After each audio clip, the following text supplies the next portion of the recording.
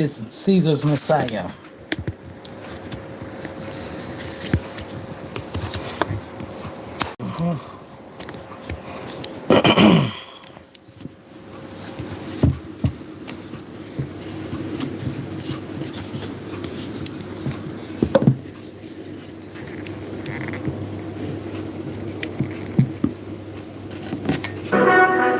Is he a historical character?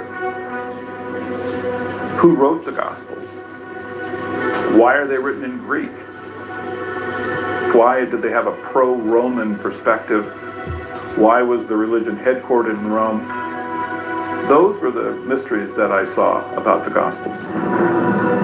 The origin of the Christian religion has been a subject steeped in mystery for nearly 2,000 years.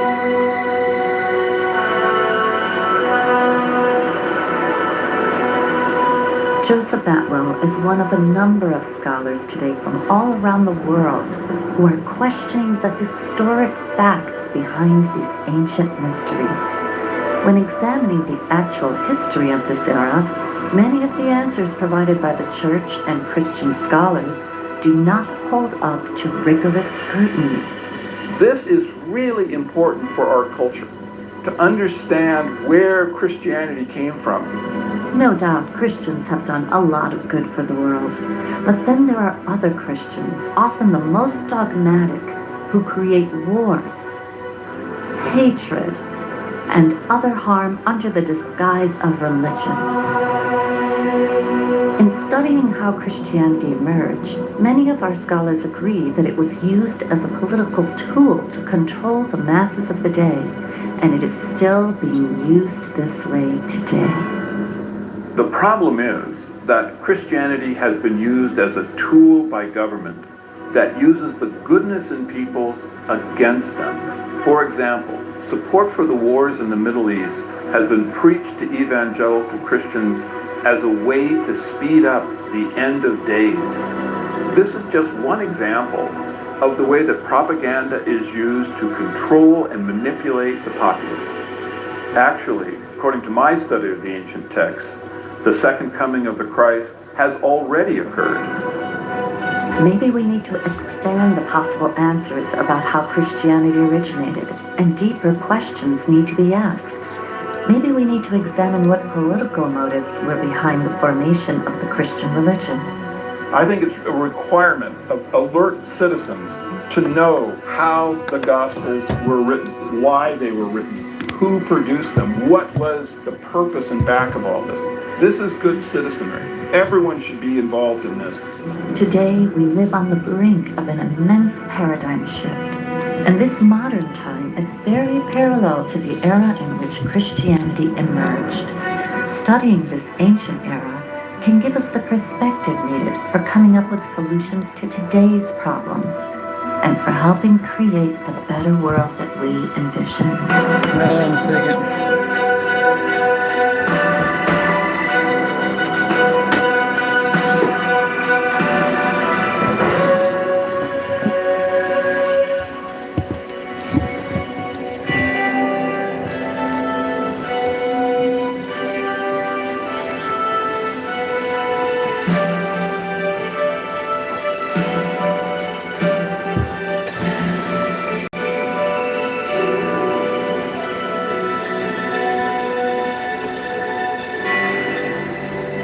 And the penny dropped that Jesus, as a human being, never existed. The presentation of the Jesus character, it's somewhat of a composite of many messianic leaders of the time. Well, let's just go back to the drawing board and we'll leave aside all of the assumptions of Christian history and let's just look at the text afresh and consider every possibility. Let's open the whole game up. Can you think that Christianity is really paganism by name? And now it feels completely obvious. Some of us are saying that this was a sun god turned into a Jewish man. In all of this, we're dealing with literature. We're not dealing with history. So the answer is no, there is no history to this character of Jesus. It's entirely a literary creation. Some of our Bible scholars are mavericks, working outside the restrictions of mainstream religious institutions. This allows them the freedom to provide fresh insights and draw some startling conclusions about how Christianity was formed.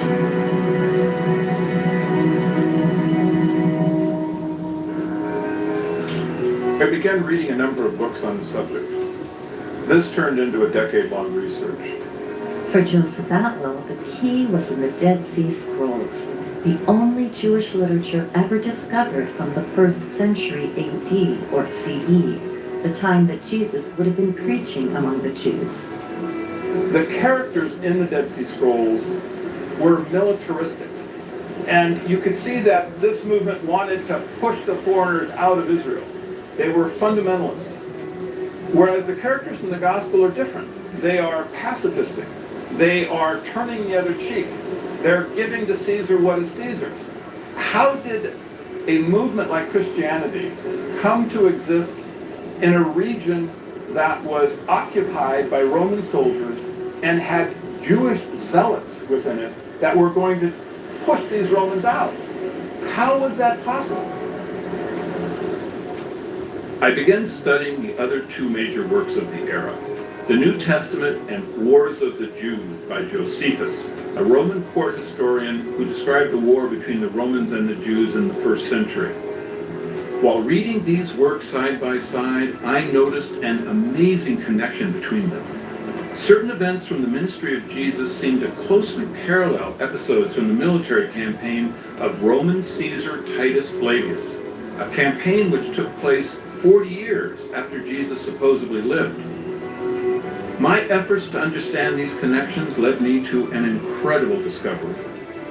Christianity had been invented by a little-known family of Roman Caesars, the Flavians, and they left us documents to prove it. The Flavians are not a household name, and yet it's the Flavians who completely reshaped the Roman Empire. In Rome, of course, there's the Colosseum, which is understood to be the best-known monument of the ancient Roman Empire, perhaps. The Colosseum is, in fact, a Flavian construction produced during the Flavian period. It's under the Flavians that both Rabbinic Judaism and Christianity take shape. Why would the Flavians be interested in creating religions? Much like today, their era was marked by political power struggles, a bankrupt economy, religious conflicts, and endless wars. In the midst of this turmoil, the Flavians seized control of the Roman Empire and ushered in an immense paradigm shift. To understand the Flavians' rise to power, we need to go back to the reign of the previous powerful rulers, the Julio-Claudian dynasty. Beginning with Julius Caesar in the year 49 BCE, the Julio-Claudians ruled Rome for over 100 years, transforming the government from a republic into an empire. This family contained all the famous Caesars: Julius, who predated the time of Jesus; Augustus, who was Caesar at the time of Jesus' supposed birth; Tiberius, who ruled during Jesus' supposed death, followed by the infamous Caligula, then Claudius, and ending the Julio-Claudian dynasty with Nero, whose reign begins in 54 CE. The Julio-Claudians enjoyed a godlike status until the family degenerated and began to damage the Roman Empire. By the time of Nero, his famous decadence was bankrupting the empire, and the Jews of Judea were staging a huge rebellion against their Roman rulers. Judea was one of the many conquered provinces that made up the Roman Empire. This region, which was also known as Palestine, was controlled by a family that served as Rome's tax collector, the Herods.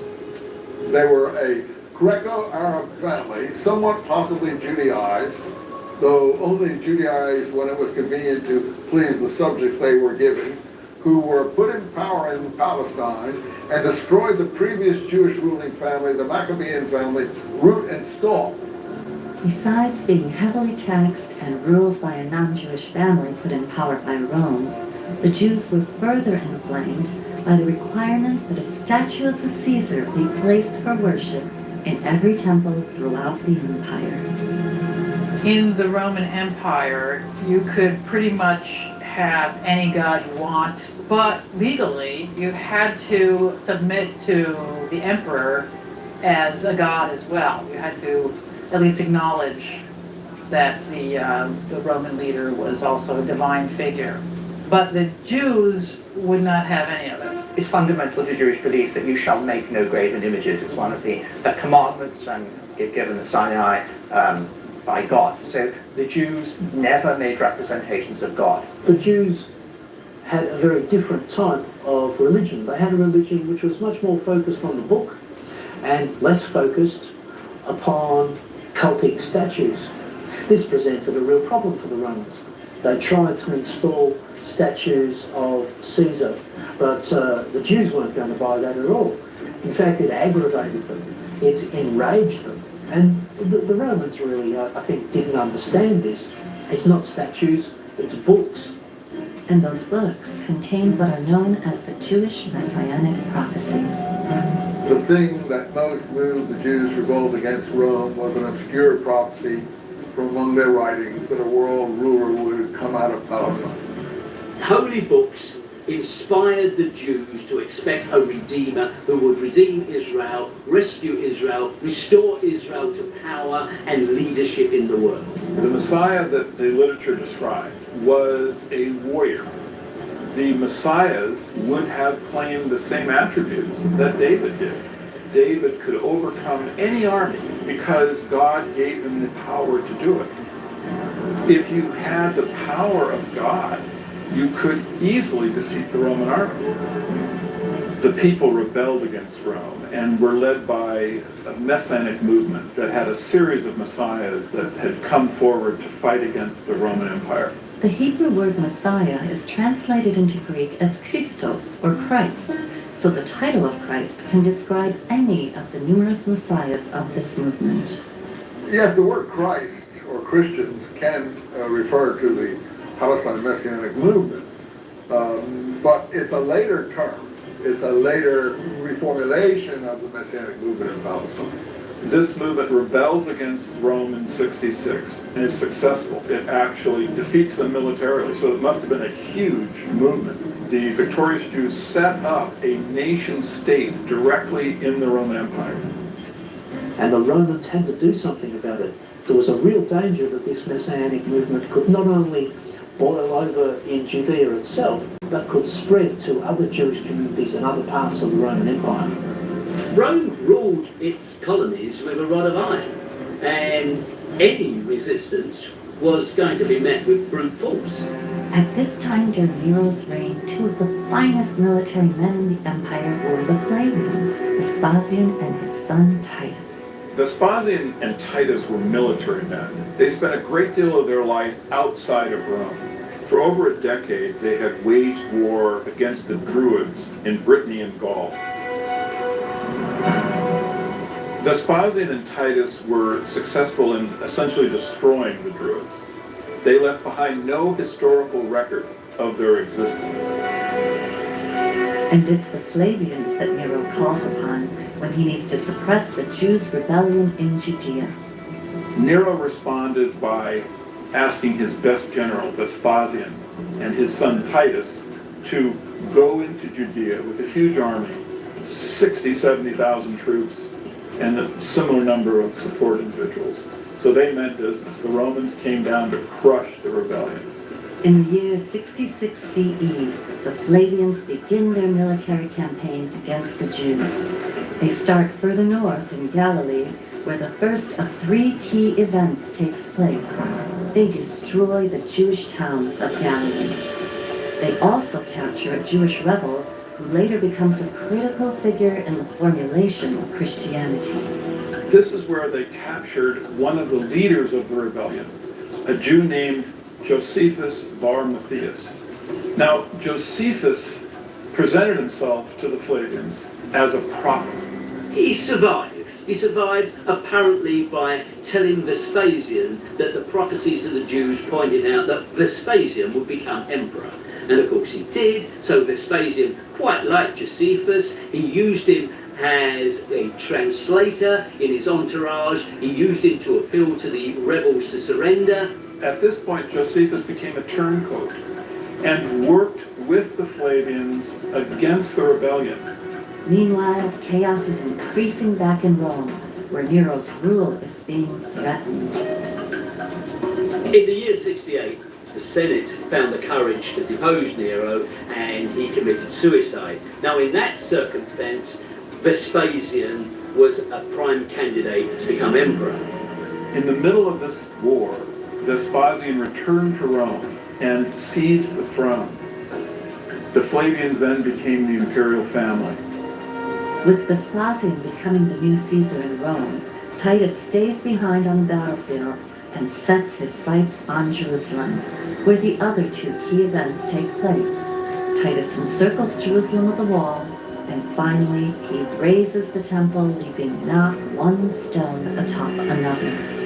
It took a while. They eventually had to bring on starvation by building a wall, a barricade entirely enveloping the city.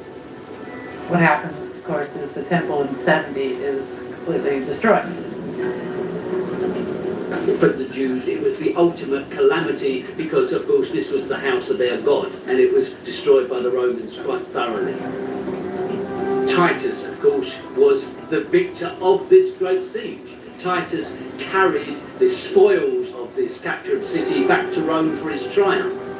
He took the treasures of the temple, their famous 7-branch candlestick, where you can see it on the archer of Titus in Rome. It celebrates that tremendous victory of Rome again triumphant, and Titus, of course, is the hero of the day.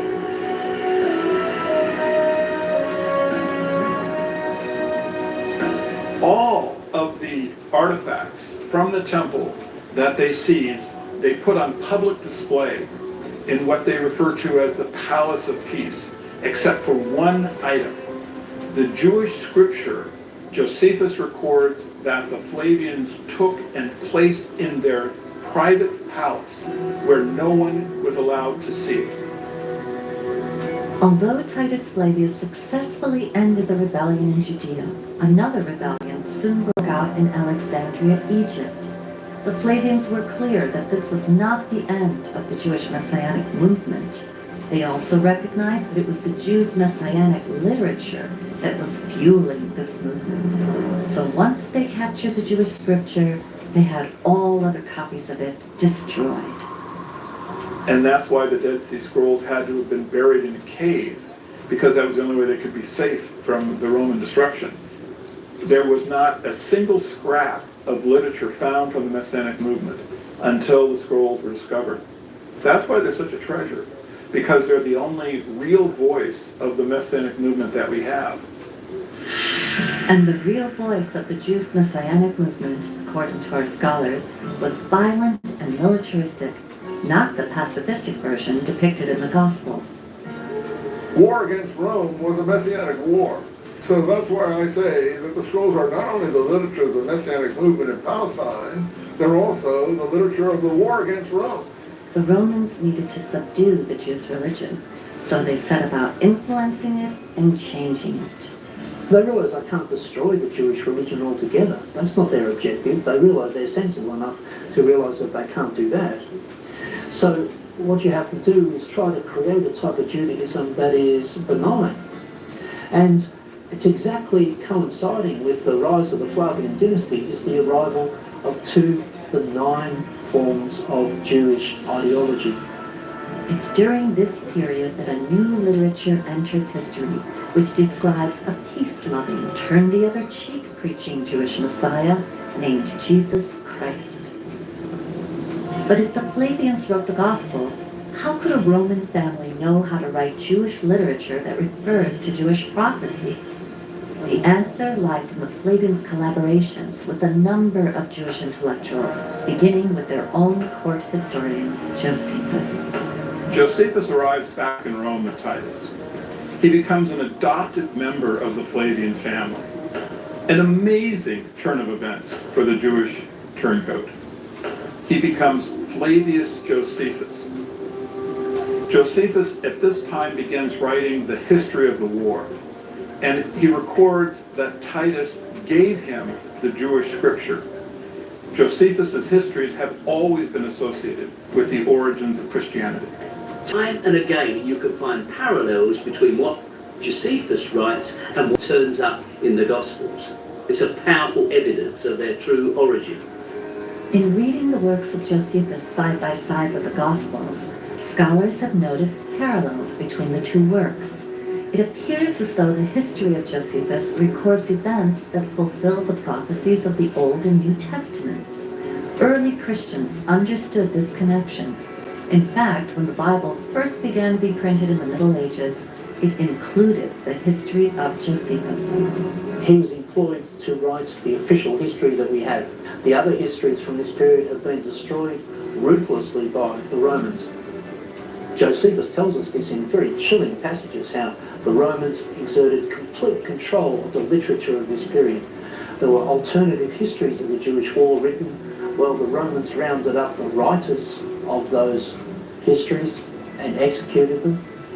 They rounded up all the copies of those histories and destroyed them. That is to say, they ruthlessly wiped out any alternative history, so that the only history we have is written by Josephus. And let's remember, Josephus was chief propagandist of the Flavian dynasty. He was very, very successful. He moved back to Rome. He was given an apartment in the emperor's own townhouse, and he was appointed the chronicler of the Roman Jewish War, using Vespasian's own diaries of the events. Also in the pages of his history, Josephus declares that the Jews' Messiah or Christ is none other than Flavius Vespasian and his dynastic family. To put it succinctly, Josephus says that there was a prophecy that a world ruler would come out of Palestine. The Jews thought this applied to one of their own. They were wrong in their interpretations. He used the most cynical interpretation. He applied it to the rise of the Roman emperor in Palestine. Josephus recorded that the Messianic prophecies foresaw not a Jew, but Vespasian and his dynasty. In fact, all of the Flavian historians recorded that the Flavian Caesar was the Christ. It was important to the Flavians that they be seen as the Christ, as divine and godlike, and this was not mere vanity. The Julio-Claudians before them had already established that presenting themselves as gods was a powerful tool in controlling their subjects. When the Flavians took over the throne, they inherited an enormous bureaucracy that was already in place, the imperial cult, which was dedicated to promoting the idea of Caesar as a god. Another part of the puzzle is the Roman imperial cult. Why is it important? Well, because it coincides with that same period of time as the emergence of the Christ cult. You had a whole social community. The whole social structure of these conquered territories was governed by the imperial cult. And if you wanted to succeed, the key social community to join was the imperial cult, because that's where all the movers and shakers were. This idea of the emperor becoming an object of worship was well established in the Roman system before Vespasian and Titus came along. It was prevalent in all major centres. It had its own priesthood. There was a ceremony, an annual celebration, annual games for the imperial cult. Now, it had many characteristics which would later colour the Christian cult. It grew in the same centres. It made claims that were later transferred to Christ. The Julio-Claudians had claimed that they were of divine descent and that they were therefore legitimate. Their power base was the Roman aristocracy, the Roman nobility. All of that collapsed into this power vacuum. Vespasian was declared emperor by the troops, by the Roman army. So effectively, it was a military coup. With the change of dynasty, they have to create a whole mythology to legitimize that dynasty. At the same time, they're creating a whole mythology to counter Jewish messianism. Somewhere along the line, those two things get mixed together. When Vespasian died, Titus began the process of having his father deified. This is a complicated process because only the Roman Senate can bestow on an individual the title of deus or god. Titus came to the Senate and presented evidence that the life of his father had been divine. Certainly this would have included the military campaign that the Flavians waged through Judea. And it's at this time I think the Gospels were written. Because the theological structure in the Gospels of a God the Father and the Son of God is the same one that Titus would have been presenting to the Roman Senate. Well, the Roman Senate did accept Titus's evidence, and Vespasian was deified and became a god. Titus, therefore, became a son of God.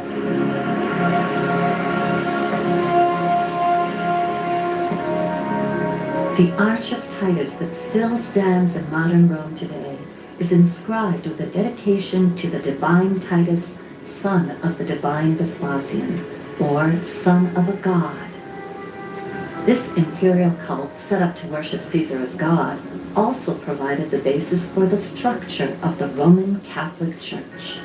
Now, the rituals, paraphernalia, and symbols of paganism were transferred wholesale to the Christian Church. The most obvious and clear example is where the title of the pagan chief priest of Rome, the Pontifex Maximus, became the title of the Pope, the Christian Pope. If you look at who held the original bishop positions in the Catholic Church in those early times, you will see that they are members of the same pagan aristocracy. They simply changed their clothing a little bit. They wore the same garments, but they wore slightly different headdresses. They had become from being a priest of a pagan cult to being a priest of Rome. Where the Vatican now stands, there was once pagan, which celebrated the mysteries of a dying and resurrecting God-man, who wasn't Jesus. There are many churches in Rome, I've been to a few, where you go into the church and there is Jesus, and you go underneath and there's a little sanctuary of Mithras, and it's basically the same thing. So the Roman plot to invent Christianity is just so clever when you think about it.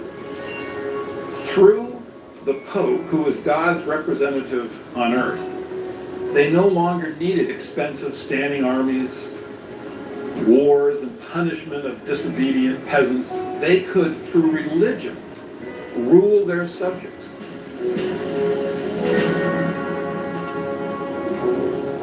Over time, Roman Christianity propagated throughout the empire by way of the mass media of the day, the Roman roads. The Romans must have approved of this new religion because, as some scholars ask, if the Gospels really were Jewish literature about a Roman sentenced criminal, why wouldn't they have been destroyed? One of the really surprising things for me was to realise the extent of Roman control of propaganda and of literature. So that when you suddenly get all of this Christian literature arising in this period, one has to ask, well, how did that happen? The conclusion that one has to reach is that that could not have happened without some degree of complicity on the part of the Romans. So that one is led to the conclusion that the Romans must be involved in the production of this literature.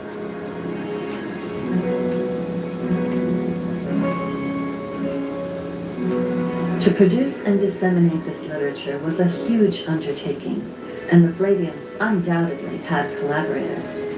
We know they were funded by the wealthiest family in the world at this time, the Alexanders, a Jewish family who served as Rome's tax collectors in Egypt. Like the Herods in Judea, the Alexanders had strong motivation to keep the Jews' messianic movement from threatening their position and their wealth. One of their family members was Philo of Alexandria, a famous Jewish theologian who was already writing works that combined Jewish beliefs with the modern Greek and Roman pagan beliefs of the day. Many scholars agree that his writings form the basis for much of the philosophy of Christianity. In these pages is practically every concept that you can find within Christianity. So he combined Greek philosophy, and he took that and he combined it with Judaism. On top of that, he was from an extremely wealthy family. And this is important because you have to follow the money when you're looking at major trends, new paradigms being set. And if you look at his family, then you start seeing, well, this is interesting because now we're starting to come across the Flavians again. His relatives are very involved with the Flavians. That whole area is where we want to look very closely for the Christian origins. It's from exactly this same circle of people that you get the first signs of Christian ideology, and they all lead to the rise of the Flavian dynasty. Another wealthy, influential character, Princess Bernice, was from the Herod family in Judea. She's the granddaughter of Herod the Great, a product of the Herod's intermarriage with the conquered Jewish ruling Messianic lineage. Princess Bernice appears in the New Testament, which makes her an interesting character. She had 2 or 3 husbands and then became the mistress of Titus. So you can see this again, rather like dynasty here. You know, powerful people, mixed marriages, you know, shacking up with the conqueror. Yeah, and it's really where Joe Atwill takes his idea of a conspiracy to write the New Testament. But let him say it in his own words. Bernice was a Herod related by marriage to the Alexanders, and of course later she became the mistress to Titus. The fact that she was so closely linked with the Flavians shows you that the 3 families were very unified in financial, romantic, and likely theological issues. By the looks of things, this coalescence seemed to have brought about a dynamic that led to the synthesis of Judaism and paganism and eventually became Christianity. So this is a very key time period. I believe that the Gospels were actually written under the control of the Herods, the Alexanders, and the Flavians. These families had the motivation to create Christianity, and with the expertise in Judaism that the Alexanders and the Herods had, they had the actual technical ability to come up with these stories that are fulfillment of Hebraic prophecies. So it seems the Flavians had the motivation, the means, and the collaborations through which they likely constructed and began disseminating Christianity. And if our scholars are correct, one of the documents they left behind are the Gospels themselves. I began working on the study of the Gospels in the 1970s, and I look at texts in terms of how were these composed, what does understanding their structure tell you about who wrote them, and why they were written. These texts were not independent Jewish texts, but they were created as literary works using classical literary models. If we expect that this is the testimony of witnesses, we've got a major problem. We actually have 4 anonymous documents. They were not written by the named people on those documents. This is simply church tradition that the Gospels are so named according to Mark, according to Matthew. So this idea that the Gospels are reliable testimony is patent nonsense. Why are the Gospels called Gospels? That's a critical question. The word gospel in Greek is evangelion, and it means good news of military victory. Whose military victory are we celebrating here in these Gospels? Well, it seems to me that we are celebrating clearly the Roman military victory, because these events, the Battle of Gadara, the Battle of the Lake of Galilee, the successful Battle of Jerusalem, these are battles that the Romans won. Why are the Gospels celebrating battles that the Jews lost if these things were written by the Jews? The fact that the Gospels are known to us in Greek and not in Aramaic or Hebrew is, I think, just evidence of their authorship. They were not written by any followers of Jesus who would have surely spoken Aramaic, and if they had been fishermen and simple folk, they would not have had the literal skills to write them anyway. If we look closely, there actually are clues in the Gospels that point to who the true authors were.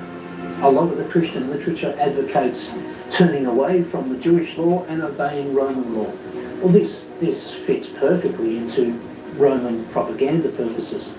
And then you have, in general, the portrayal of Jesus as the peaceful Jew who is wandering around in what is depicted as sort of pastoral scenes, talking to fishermen and farmers and so forth, when in fact, this is a war zone. Judea is a war zone.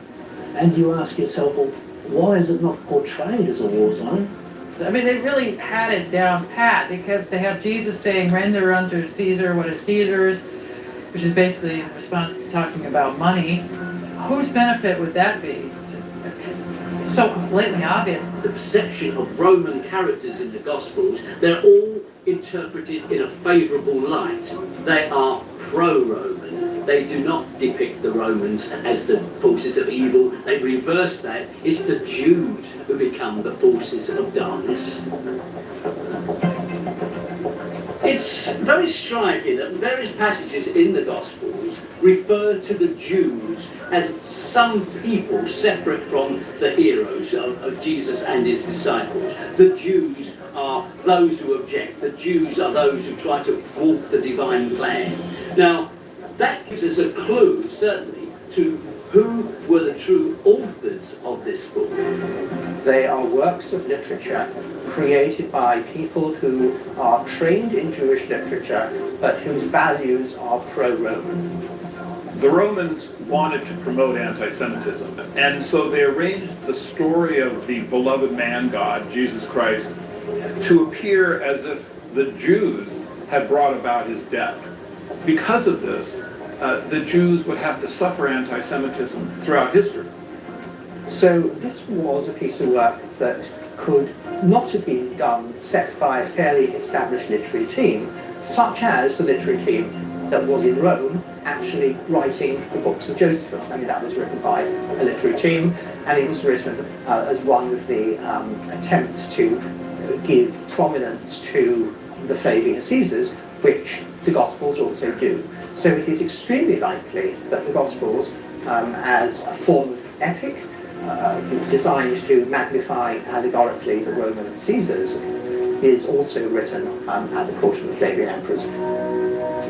But the Jesus story takes place many decades before the Flavians came to power.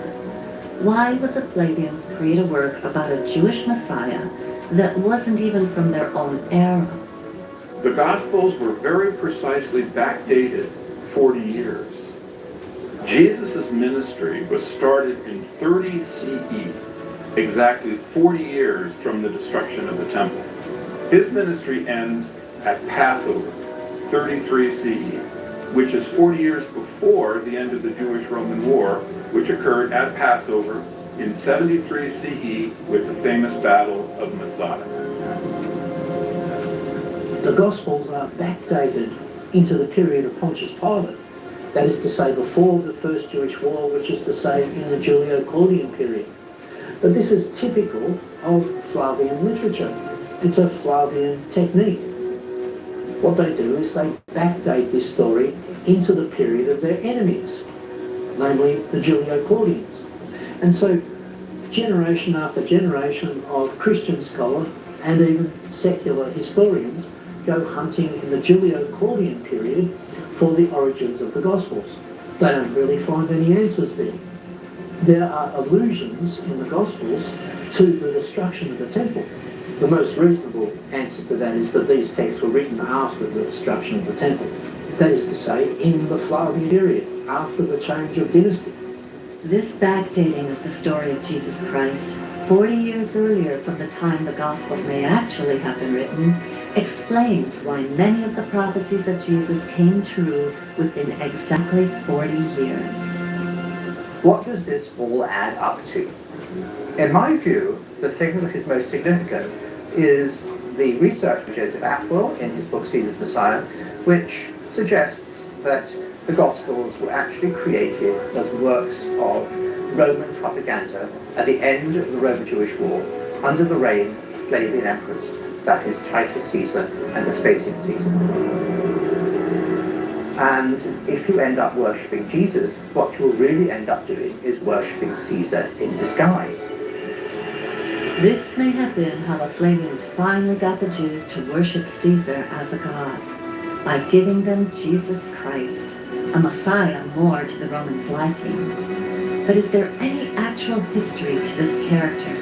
Where did he really come from? The mystery, to me, begins with his very name. In Greek, Jesus means Savior and Christ means the Messiah. This didn't strike me as something you would call a young child. These two words are already important within Judaism before Jesus Christ supposedly existed. Major biblical figures to a Jewish Greek-speaking populace would already be called Christ. Their ears would already be acclimated to accepting this title. So it isn't just a unique name of a single person that just suddenly popped up.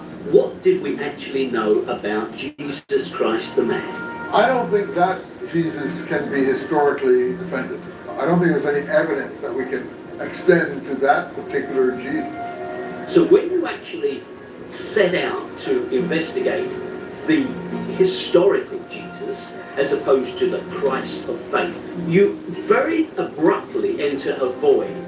You find that whereas you might imagine the core details of Jesus are readily known and accessible, you actually discover there's no such thing. Further, there had never been any archaeologic evidence of Jesus Christ that had ever been discovered. You cannot find an established and incontrovertible biography of Jesus at all. It doesn't exist. You enter a strange twilight zone of early Christian belief. What we have here is not a movement that's grown on the accretion of legends on a real flesh and blood man, but instead the development of a religious movement around the idea of a man. There isn't even an actual physical description of what Jesus looked like anywhere in the Gospels. The presentation of the Jesus character, it's somewhat of a composite of many messianic leaders of the time.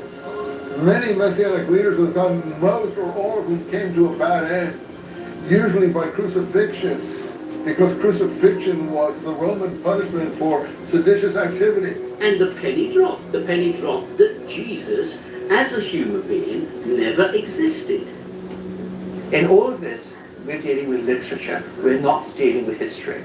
So the answer is no, there is no history to this character of Jesus. It's entirely a literary creation. What the Romans did was they saw the Jews' reliance and belief in prophecy. So they said, okay, they want a prophet, let's give them one. It seems that in the construction of the literary character Jesus Christ, the Roman authors borrowed religious concepts not only from Judaism, but also from other gods and religions that they knew. Some scholars have noticed the similarities between the story of Jesus and the ancient pagan mysteries. In ancient mythology, we find this whole strain of thought called solar mythology. Many gods start taking on solar attributes because as agricultural communities become more important, the sun becomes the big focus for the most obvious reasons of planting and harvesting. The sun is then personified, so now we have a male sun god. It becomes a religion in many parts of the world. Christianity usurped a tremendous amount of sun worship. Some of us are saying that this was a sun god turned into a Jewish man. This December 25th birthday was in fact the winter solstice. This is really in fact the birth of the god of light. December 25th actually is the end of a 3-day period of when the sun stands still. The sun appears to be dying as the days become shorter, and the sun is reborn at that point. Across the ancient world, there was this form of experiential and philosophical spirituality in these mystery cults, or mystery schools. And at the centre of these schools you would find a mythos, which was an initiatory myth, a symbolic myth, which would help people who were going through the initiatory process come to this spiritual awakening, this knowledge, this what they call gnosis. And what you see in these myths is the elements that will later become the Jesus story. Let's ask the question, is Jesus developed from pre-existing literary characters? Jesus has certain episodes in this so-called life, and each one of them can be traced to a prior representation of that time. If you look at the elements which we found in the pagan mystery school myths, you find the story of a dying and resurrecting Son of God who's born of a virgin, has 12 disciples, turns water into wine at a wedding, he brings a new religion of love, is accused of heresy or of provocation by the authorities, is put to death, sometimes by crucifixion. And then if you want to commune with the God-man, you take bread and wine, and then you can come to eternal life. Well, all of this is Christianity. Easter itself is a long pre-Christian celebration of the resurrection of spring from the death of winter. This is an ancient shamanic rite you'll find all over the world, that you go through a ritual death where you get reborn, but you're reborn as an awake being. So you died just to your lower nature and woken up to your higher nature. You can find them in the Old Testament and the Jewish mythology as well. It isn't just pagan parallels. The New Testament, for example, the Ascension. We have an ascension with the Old Testament figure of Elijah, and it's a very dramatic ascension. Elijah cycle. These are two Jewish prophets, one followed on from the other, which have many of the story elements found in Jesus. For example, there is a multiplication of food miracle, there is a raising of the dead miracle, there is a water miracle, there is ultimately an ascension to heaven miracle. Is this fulfillment, or is this simply copying of a useful theme? You can see where they just used Old Testament characters and scriptures as a blueprint to create this new one. A lot of the ethics of Christianity actually were around before Christianity. Do unto others as you would have them do unto you is in fact from the Old Testament. It's Jesus didn't make that up. Many of the other aspects of Christian ethics, many things which we might like to applaud as very good aspects of Christian ethics, can be found in the Stoic philosophy in Rome, which, by the way, is exactly the philosophical and ethical school promoted by the Flavians. There's little that is original about Jesus. If one separates from his words advice that was in the interest of the Roman imperial family, all that you have left are snippets of widely known philosophies, truisms, and concepts that came directly from prior Hebraic literature. The reason I am now convinced there's no historical Jesus, which seems a real, whoa, to people who are not familiar with the idea, it is a combination of things. First of all, there's no evidence for an historical man which stands up to proper scrutiny. Secondly, is the story of Jesus is full of these motifs which come from the pagan mysteries. And the third reason is because in the early Christian movement there's these two types of Christians, certainly by the 2nd century, which I think of as Gnostics and literalists. What marks out the literalists who will become the Roman Empire and the Roman Catholic Church is that they've got an historical man. What marks out the Gnostics is that they see it allegorically, and a great heresy is that Christ didn't come in the flesh. Now, the winners write history, and the history books have been written by the literalists.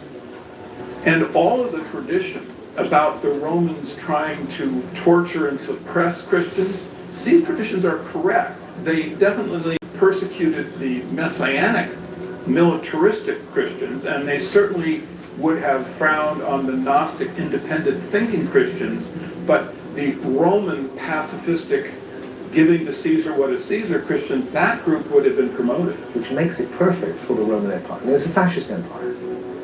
It's got a very simple message: just believe this, you don't have to transform, and you have to go through the authorities, through the bishops, through the state, ultimately. It's the perfect thing for them to pick up, and that's what they did. Our scholars agree that the Gospels are complex literary creations, drawing from both pagan and Jewish myths. But Joseph Atwell goes a step further to say that the Flavians wrote passages directly into the Gospels which show that they were the authors.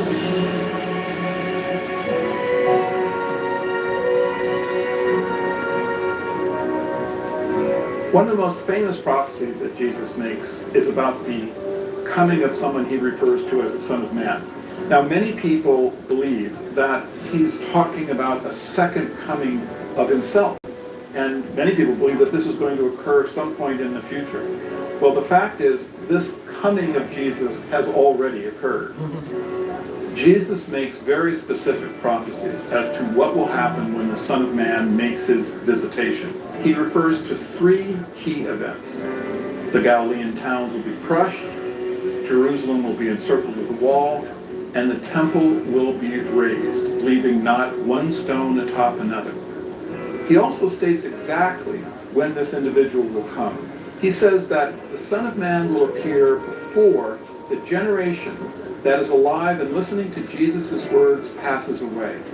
Now, to Jews of this era, a generation is 40 years. And so the only individual that could possibly be the Son of Man that Jesus predicts is Titus Flavius. Titus Flavius did destroy the Galilean towns. He did encircle Jerusalem with a wall, and he razed the temple and left not one stone atop another. And he did this within 40 years.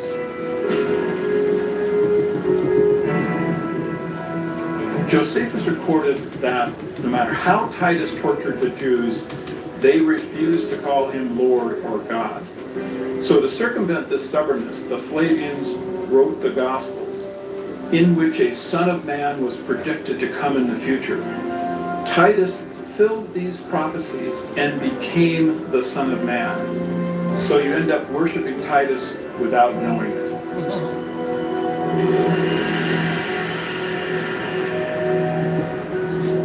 To further support his thesis that the Flavians originated Christianity, Joseph Atwell points to the Roman Catholic Church's earliest saints, known as the Christian Flavians.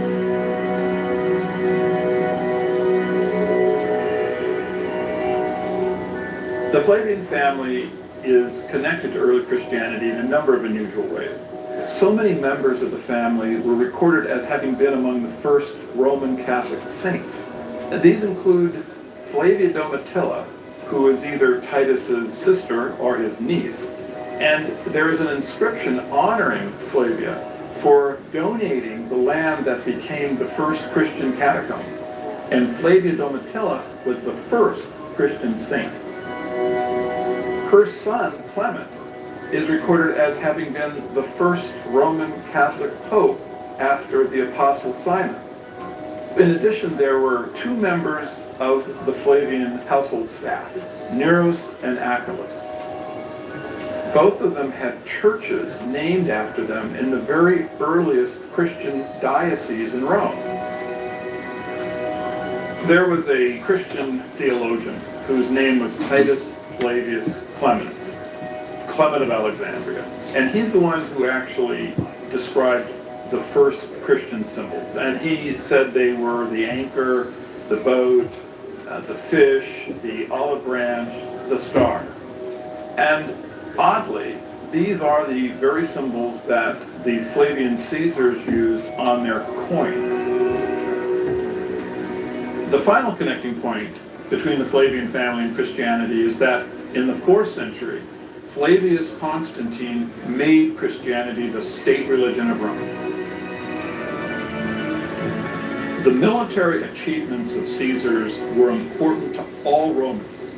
So certainly, the Flavian Christians, the group that the Roman Catholic Church states were the first saints of the religion, would have known the identity of the Son of Man that Jesus predicted, who would crush Galilee, encircle Jerusalem with a wall, and raise the temple, was Titus Flavius. So it seems if a person knows how to uncover them, there are actually many clues pointing to the Flavian origin of Christianity. And perhaps the most intriguing one that Joseph Atwill uncovered is a secret code the Flavians used in their documents, which enabled him to make his startling discovery. So the Romans had the Jews' scripture locked up inside their imperial court, and they studied it. And what they discovered was that there was a unique literary code hidden in the text. This hidden code, which was common in Jewish scripture, was used by the Flavian literary team to place passages into the Gospels that had to be deciphered to be understood. This hidden literary technique is known as typology.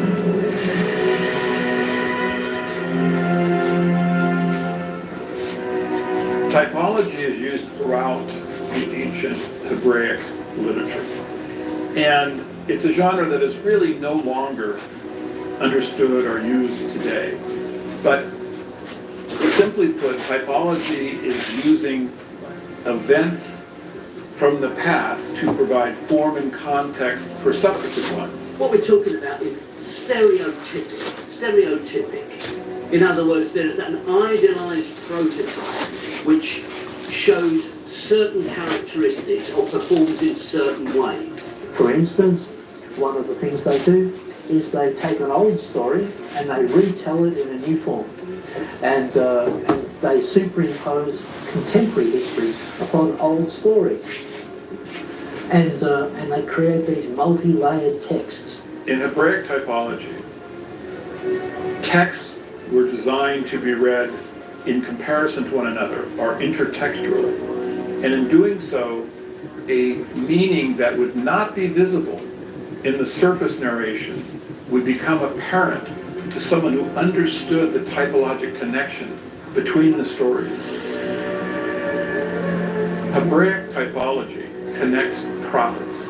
Events from the life of one prophet are placed into the life of a subsequent prophet. And this shows that there is a divine pattern established by God connecting his prophets to one another. The Gospels actually show how we can decipher for ourselves this hidden code or typology that was used to create the Jesus story.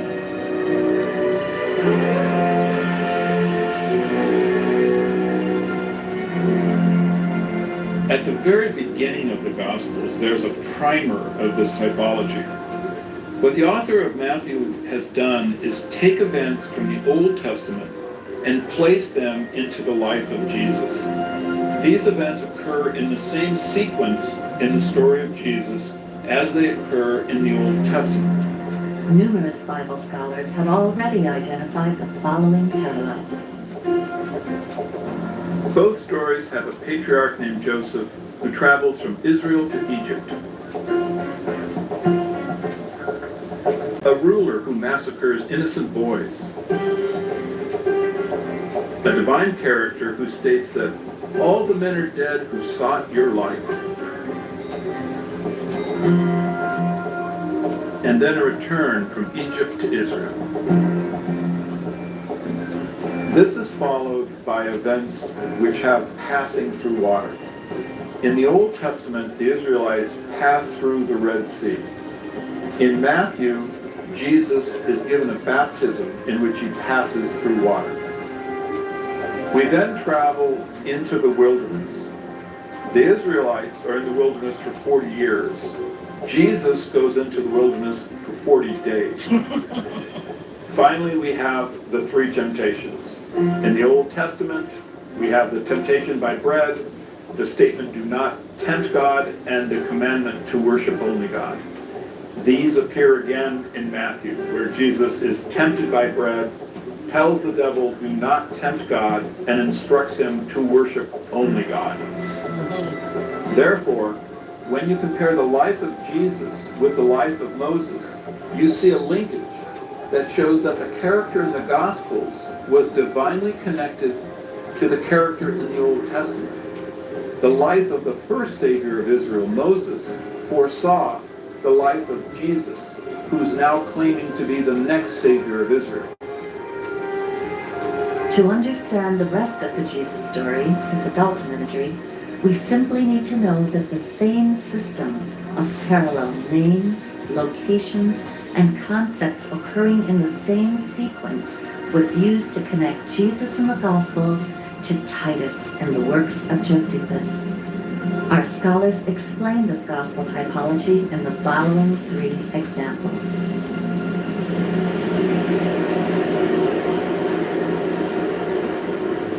Jesus comes to the Sea of Galilee at the beginning of his ministry.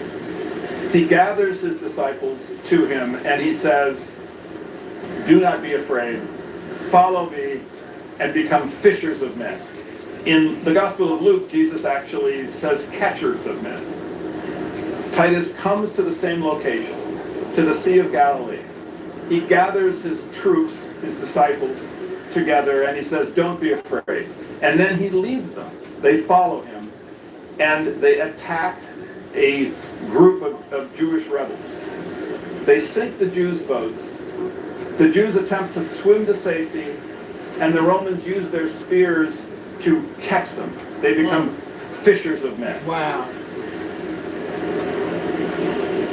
The match isn't exact, but we should never expect it to be exact. It's simply a type which is repeated across the whole of the New Testament.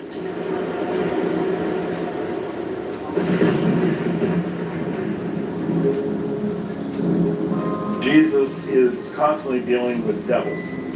Josephus also deals with devils, but Josephus defines who these devils are. He states that the devils are those individuals who have a rebellious spirit and rebel against Rome. At Gadara, Jesus encounters one man who has a legion of demons inside his mind. They then are driven out by Jesus. They infect a herd of swine, and then this herd rushes wildly into the water. This is a parallel to Titus's battle at Gadara, where one individual infects an entire legion of Jews with his demonic spirit, and then that group in turn infects another group, and this combined group is driven by the Romans into the sea.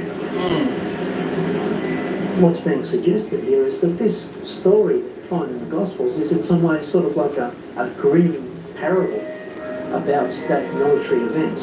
It's sort of like a bit tongue-in-cheek, I think. The Romans had a vicious sense of humour like this, a very black sense of humour. In a medieval text that I've studied, which is called the Gospel of Barnabas, when you read that story, the way it's presented is in an unsophisticated form, that is to say it's sort of being decoded in some ways, and it becomes clear that what we're talking about here are the Jewish rebels are chased into the sea and they drown in the sea. In the Gospels, these are presented as pigs. This is once again a very dark, black sort of Roman sense of humour. Some of this literature really needs to be understood like that.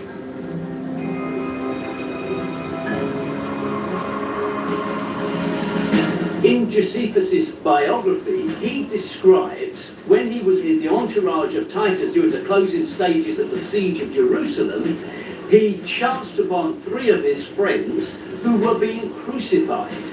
And he pleaded with Titus for their release. And Titus gave that permission, and the 3 figures were removed from the cross. 2 of them died, and 1 revived.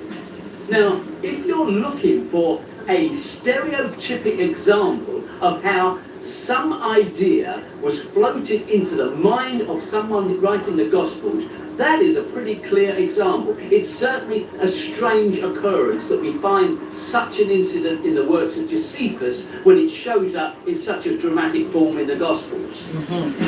In the Gospels, Joseph of Arimathea asked the Roman commander to take Jesus down from the cross. In Josephus' history, Joseph Bar Matthias asked the Roman commander to take someone down from the cross.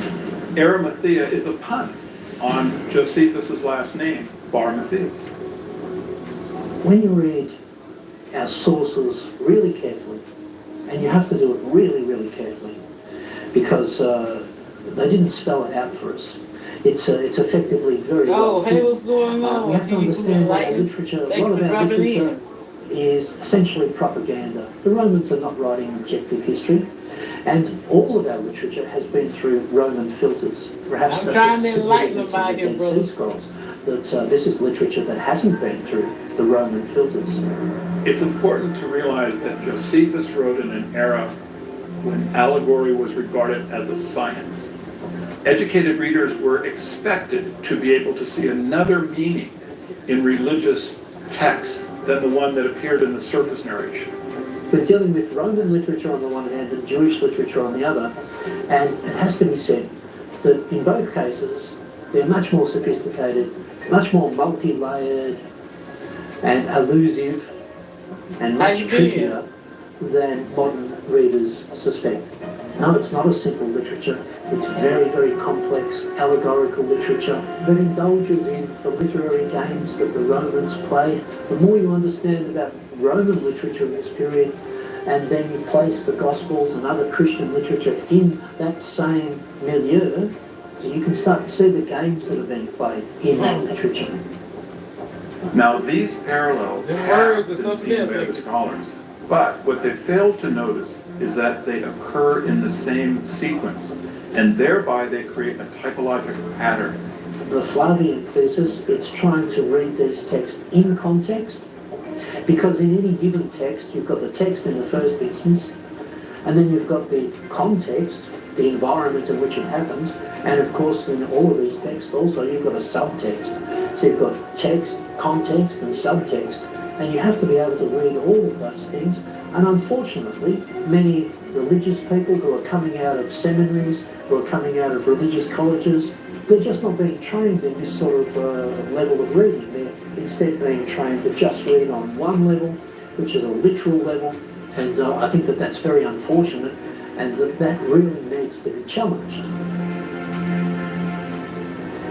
By studying the multiple layers in these ancient texts in the original Greek language, Joseph Atwill was able to discover not just a handful, but over 40 typological parallels between the Gospels and the works of Josephus, which show that the ministry of Jesus Christ followed in exact sequence the military campaign of Titus Flavius, through parallel names, locations, and concepts.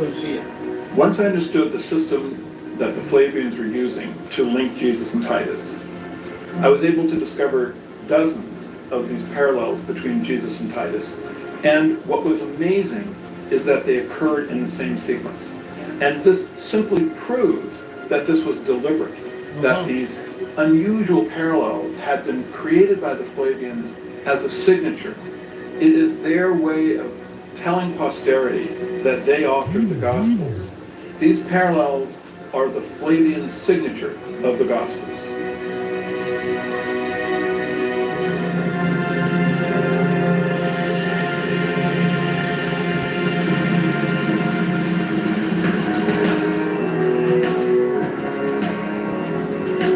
Both Jesus and Titus began their campaigns at the Sea of Galilee, and then go into the Galilean countryside, followed by a journey to Jerusalem.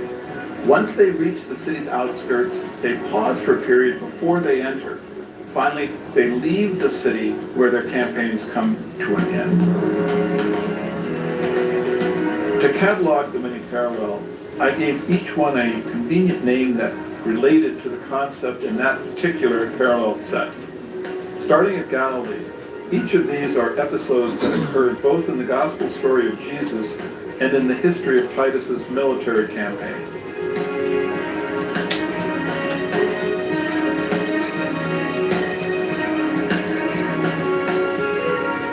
Both Jesus and Titus journey to Jerusalem, each sending messengers ahead to meet him when he gets to the city.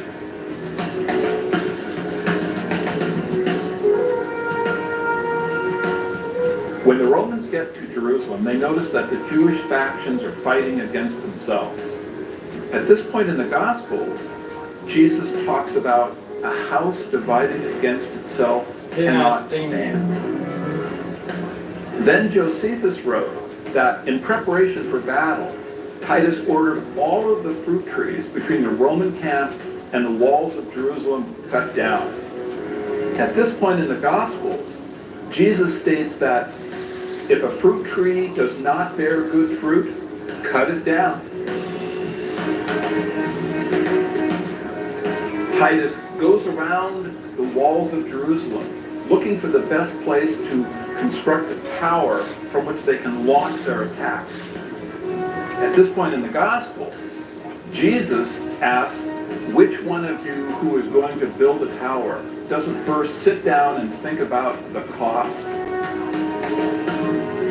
At this point in the history, Titus sends Josephus to ask the Jews what terms they will accept for peace.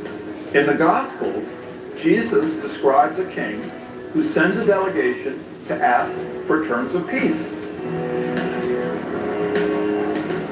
Both Jesus and Titus at this point have triumphant entrances into Jerusalem, during which, amazingly, stones are said to cry out.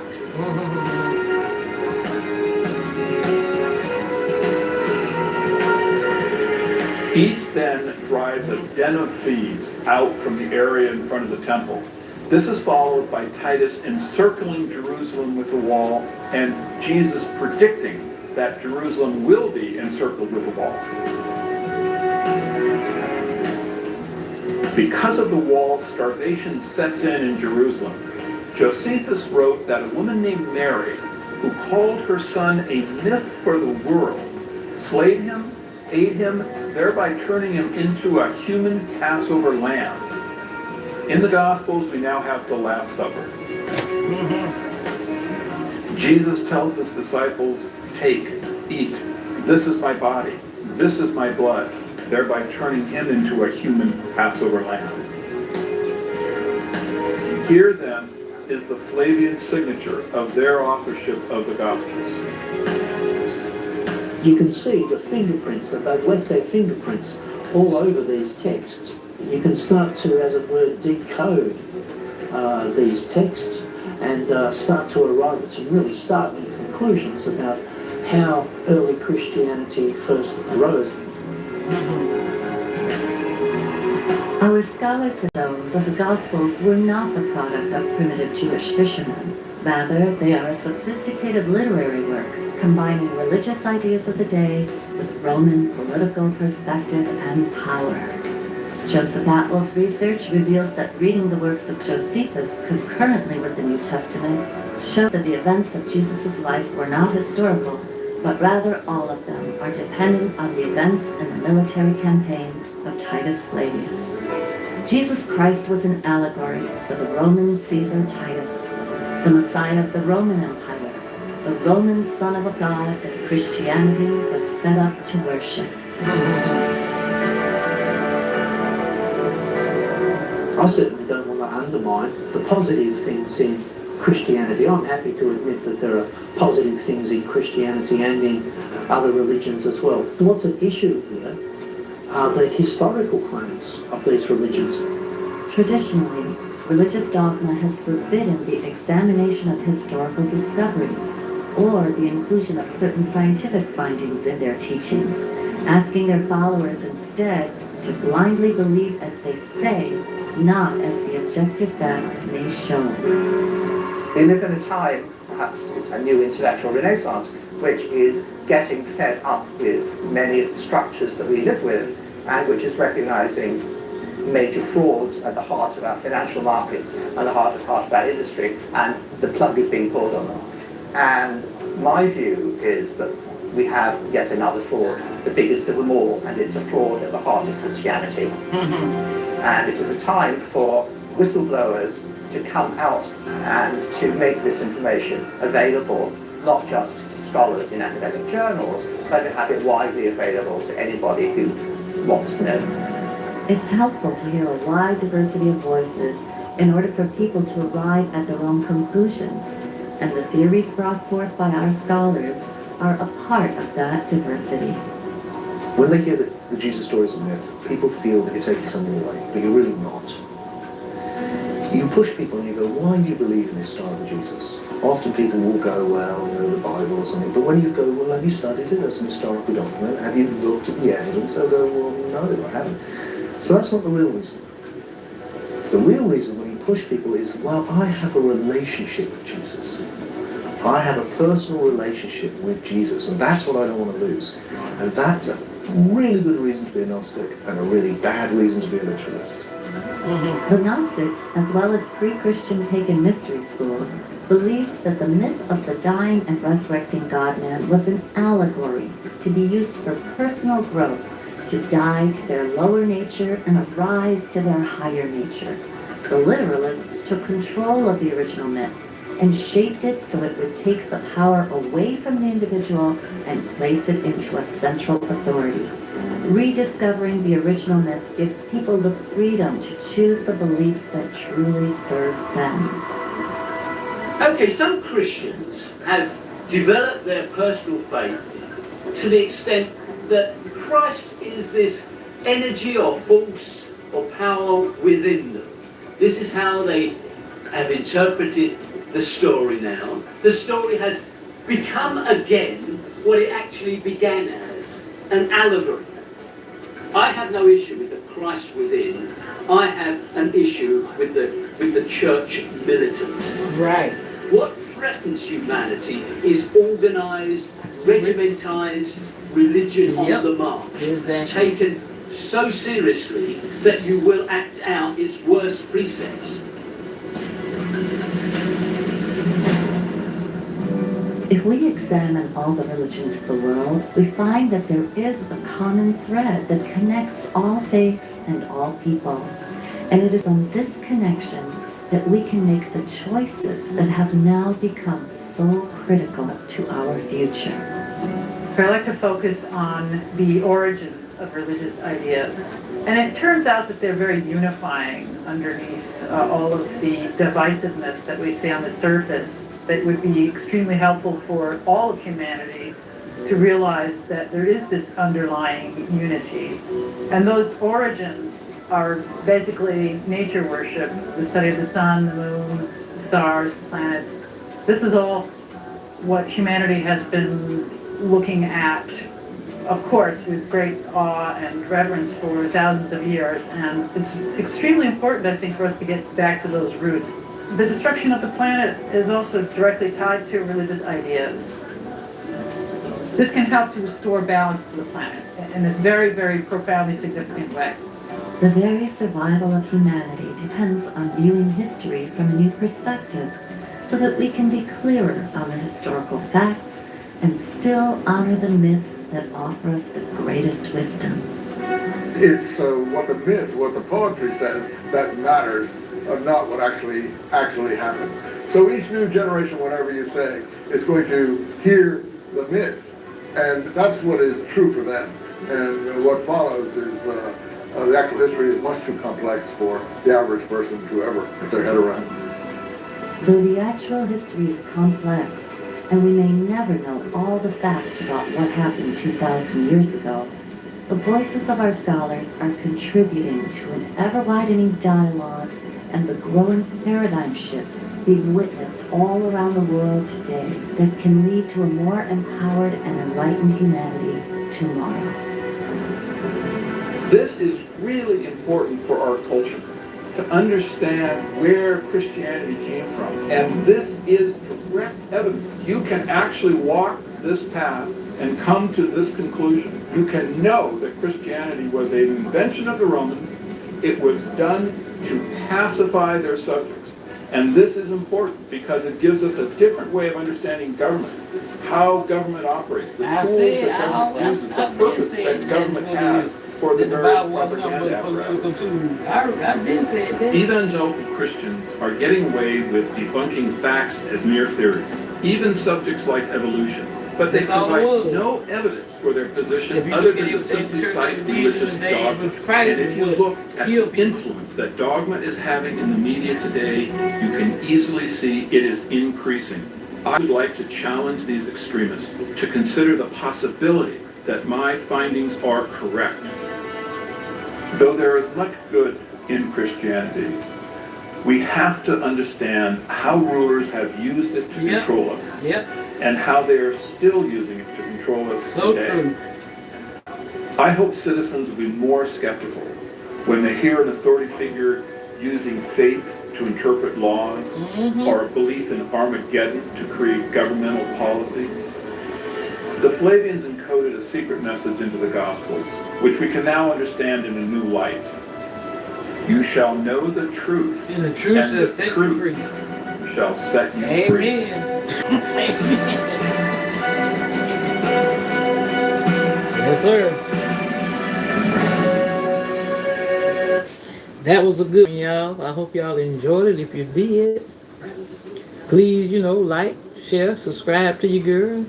Drop me a comment down in the box afterwards, Help kind of push me into the algorithms a little bit to help me get my, my message out there, my channel going. I want to try to reach as many people as I can. I'm here to enlighten. That's my purpose, to enlighten. To raise the consciousness, to elevate.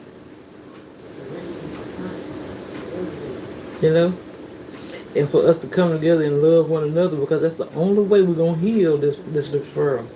It's by love. Love is the ultimate key. That's the only way you're gonna be saved. Love one another. That's the highest vibration.